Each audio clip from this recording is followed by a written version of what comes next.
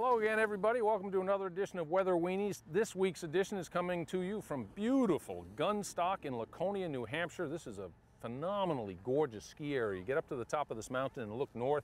You look across the frozen waters of Lake Winnipesaukee and on toward the White Mountains, where you can see Mount Washington quite often when the mushroom cap of cloud comes over the big rock in northern New Hampshire. Got a lot to talk about this week, and I'm going to start with a bit of an example of something from the Seinfeld show, for those of you who are aficionados of the show as I am. The Costanza family had a rather unique way to celebrate the holidays. They called it Festivus, and it was Festivus for the rest of us. And one of the aspects of Festivus was the airing of grievances. And I've got a grievance to air today, and here it is. I've been watching a lot of the Olympic coverage, and presumably you have too as a lover of winter sports. Starting with the men's moguls about a week ago, Johnny Mosley, one of the NBC announcers, was talking about Carney, the woman who won the moguls from Vermont, and he said something to the effect that, well, she's from the East, so she's trained a lot on ice.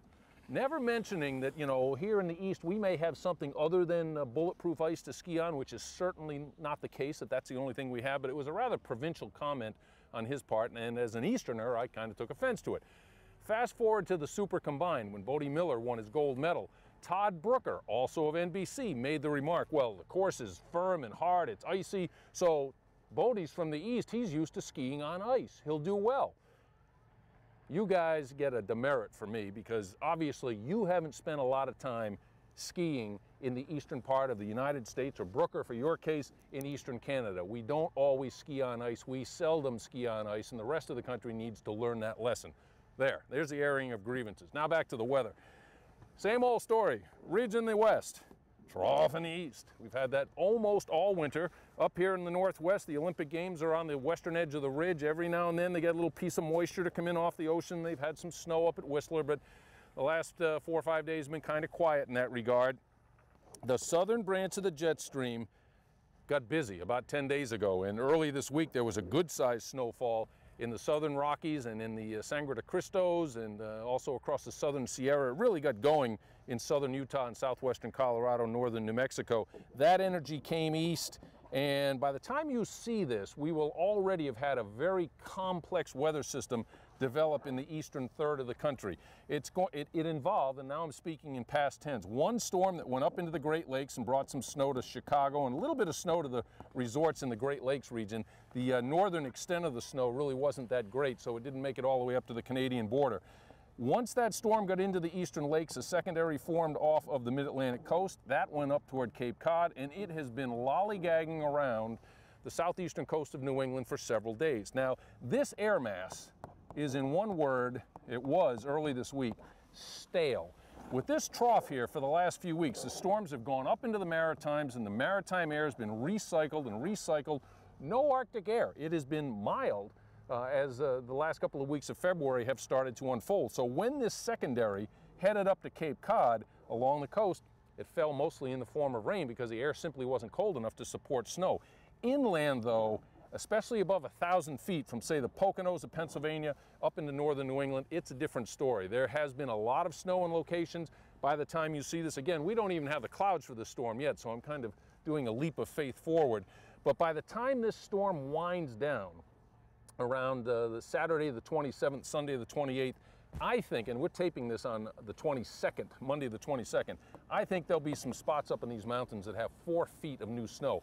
It's not going to be champagne powder because the temperatures are going to be marginal, especially in the lower elevations down around 1,000 feet. But later in the week, the reason why the storm that's meandering around will stay there so long and produce so much snow, there will be an infusion of Arctic air into this trough, and that's going to help deepen the surface storm off the coast of New England. It's actually going to pivot northwestward and come into New England, so that I think Maine probably won't get as much snow as New Hampshire. New Hampshire won't get as much as Vermont.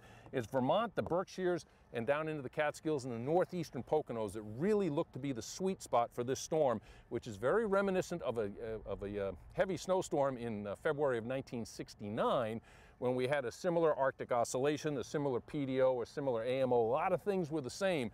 That storm in '69 closed Wildcat Mountain, New Hampshire with 120 inches of new snow. Take that, Mr. Mosley and Mr. Brooker. It does snow like gangbusters in the east as well. Meanwhile, out west, once we get to the weekend of the 27th and 28th, another storm is going to come through the southern branch. Looks like the snow, the meaningful snow, will extend as far north as about I-80. That means the Wasatch should get a pretty good shot of snow. Most of Colorado, with a possible exception of the areas way up by the Wyoming border, they should get a good shot of snow. And the southern Wasatch, southern Utah, again, the San Juans and the Sangre de Cristos are going to get tagged on the weekend of the 27th and 28th. And guess what? That system's going to come through the southern branch. Now you're going to have an eastern trough that has a fresh shot of Arctic air in it, and I think there'll be another storm in the southeast headed up the east coast the week of the it'll be the week of the 1st of March. I almost said the 29th of February, but this is not a leap year. So as we look back on the week that's just happened, I think by the time you see this, there'll be a lot of snow in places in the east. The southern half of the west has been hit a couple of times in the past week. They will get hit again this weekend, and the Olympic Games will close on a mild note in British Columbia. The crews out there have done a fantastic job making do with the adverse weather for winter sports that they have been given. I'm sure all the camera crews and all the officials are happy they haven't had to stand out in bitterly cold temperatures, but it's been a bit of a slush fest for the Olympics this time around. Maybe that's the kind of snow that Americans thrive in. They win more gold medals when you have spring conditions. Anyway, that's it for this week's edition of the Weather Weenies. And next week we will be coming to you from Wachusett Mountain, north of Worcester, Massachusetts, one of the great success stories in the world of skiing, and we'll tell you about that next week. In the meantime, with all this new snow that's falling, get out and enjoy it. The season really doesn't have too much further to go. Make the most of it.